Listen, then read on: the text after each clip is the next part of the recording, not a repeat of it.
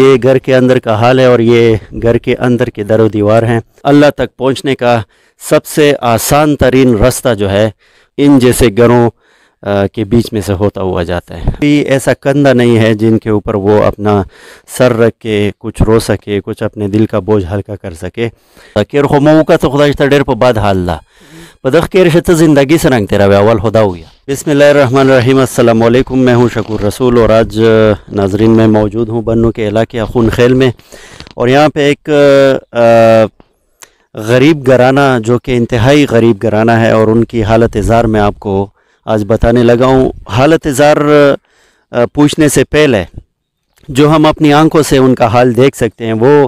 فرسٹ آف آل میں آپ کو دکھانے لگا ہوں کہ یہ میں جہاں پہ کھڑا ہوں یہ ان کے گھر کے در و دیوار ہیں, اور یہ جو میں جس کو ٹچ کر رہا ہوں یہ ان کے کمرے کا چھت ہے. یہ چھت کا جو اونچائی ہے وہ میری ہائٹ سے بھی آلموسٹ کم ہے. تو آپ اندازہ لگائیں کہ اس گھر کے اندر جو صورتحال ہوگی وہ میرے خیال میں آپ خود ہی اندازہ لگا سکیں گے کہ کیا صورتحال ہوگی. بہرحال جو صورتحال ہے ایگزیکٹ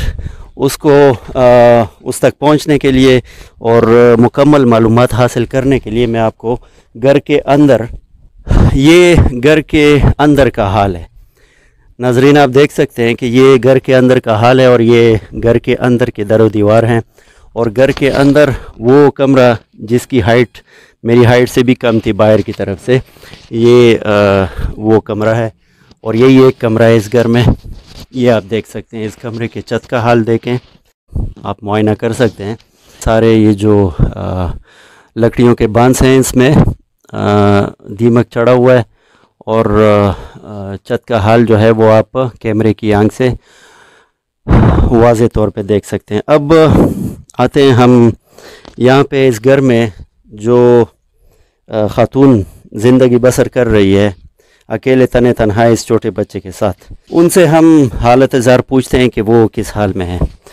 شاہ سڑی معاشت ریر گلے شایس موتا ہویا چل کا سرنگ حالات تی تشید پورا دے ارغوشتا ہوں دا کیر خو موقع تو خدا جتا ڈیر پا بعد حال دا پدخ کیر شتا زندگی سرنگ تیرا وی اول خدا ہویا. بس خو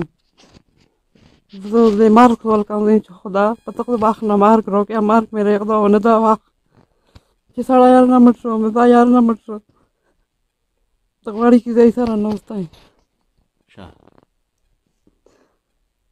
بغير دالانا ميسيك نشتا كي مطارا شغيرا وكو نا پدا کیرش لکا تو شرعی سے که دا خدا خندق یہ غیر محفوظ دی چه بار نسیک دغا سے سار پر چکوالی دلشی ٹول کیر لکا اینی ٹائم سیا که دایشی بیدا تسرنگی مین زوداس کن والا تو تبه و گرزین چه خدا تمہیں مدد که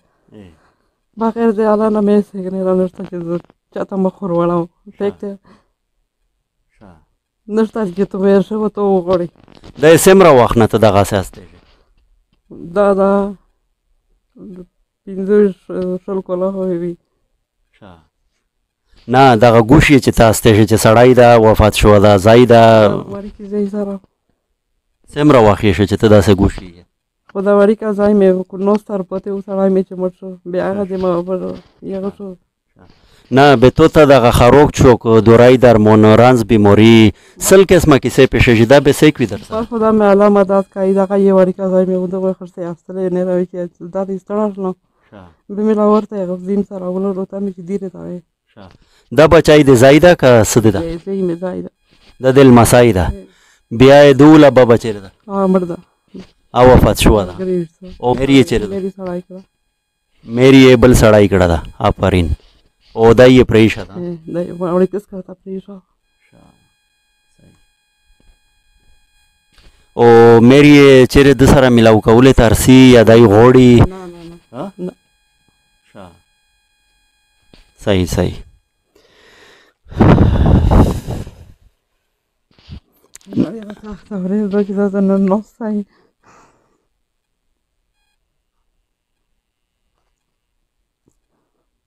ترگل ریغ زړه تش کا دا شی موقعوي کې دای شي بیا خدای نه کو دیر کې دای شي د زندگی حالات ته بدل شي ٹھیک شو دا حالات ته دا وینه ریغ دغه خلک ته زړه تشکا ریغ چې څه د په زړه شي یو شی یا ما پټوار شي دغه تو زناوې د خویندې وي زناوې د مایندې وي زناوې د زامن وي زناوې د وړینه وي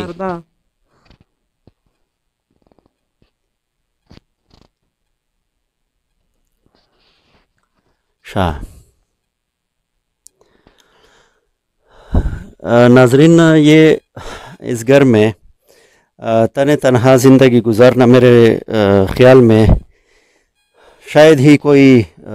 انسان کر سکے، لیکن میں سلام پیش کرتا ہوں اس ماں کو، اس عورت کو جو کہ اکیلے تنہا اس گھر میں ان در و دیوار کے درمیان میں زندگی گزارنے پر مجبور ہے۔ ان کے ہسبینڈ کی بھی ڈیتھ ہو چکی ہے، بڑے بیٹے کی بھی ڈیتھ ہو چکی ہے، یہ جو سامنے پوتا ان کا بیٹا ہوا ہے یہ ان کی ماں بھی دوسری شادی کر کے چلی گئی ہے۔ تو فی الحال جو ہے ان کا کوئی پرسان حال نہیں ہے، کوئی ایسا کندھا نہیں ہے جن کے اوپر وہ اپنا سر رکھ کے کچھ رو سکے، کچھ اپنے دل کا بوجھ ہلکا کر سکے۔ تو میں گزارش کروں گا اپنے تمام دیکھنے والوں سے، چاہنے والوں سے کہ اگر ہم ان جیسے لوگوں کے کام نہیں آئیں گے تو کن کے کام آئیں گے اور کب آئیں گے، اور کب ہم اپنے دل کو نرم کرنا سیکھیں گے، اپنے ارد گرد کے ماحول میں لوگوں کو دیکھنا شروع کریں گے۔ تو میرے خیال میں اللہ تک پہنچنے کا سب سے آسان ترین راستہ جو ہے وہ ان جیسے گھروں کے بیچ میں سے ہوتا ہوا جاتا ہے۔ آپ کا بہت بہت شکریہ، اللہ حافظ۔